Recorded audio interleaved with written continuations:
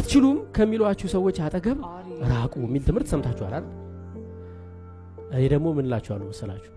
አትችሉም ከሚሏችሁ ሰዎች አጠገብ ብቻ አይደለም፣ አትችሉም ባይሉም እንደማትችሉ ከሚያምኑ ሰዎች አጠገብ ራቁ።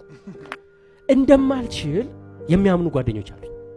አይነግሩኝም ባፋቸው እኮ አየሽ። አሁን ችግሩ በአፉ እኮ አይነግርሽም። እንደዚህ አይነት ሰው አትችይም እኮ አይልሽም። ስትቀቢ እኮ ኧረ አንቺማ በጣም ትልቅ ቦታ ነው የምጠብቅሽ ይልሻል። ግን ለድሪምሽ የሆነ ነገር ልታደርጊ ስትይ ኮንትሪቢዩት አያደርግም።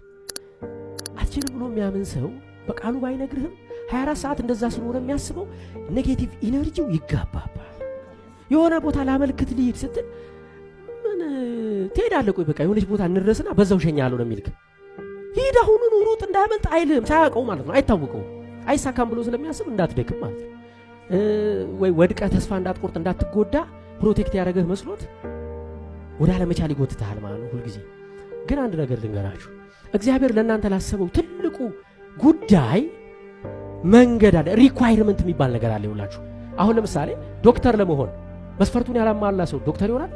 24 ሰዓት ያላጠና በቃ 72 ሰዓት 48 ሰዓት እየሰራ አፓረንት እየወጣ ያልሰራ ያለፋ ሰው ዶክተር ይሆናል?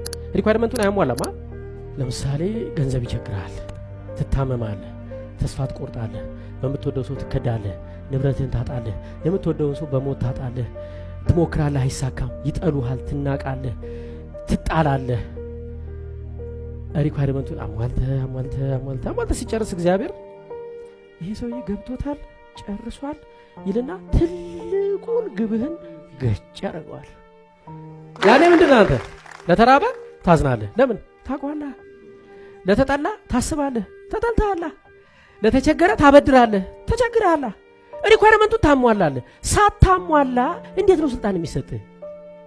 ለምን እንደታጫችሁ ስለማታውቁ ዝም ብላችሁ በምስጋና መንገዳችሁን ቀጥሉ። እሸቱ መለሰ ነኝ። አመሰግናለሁ።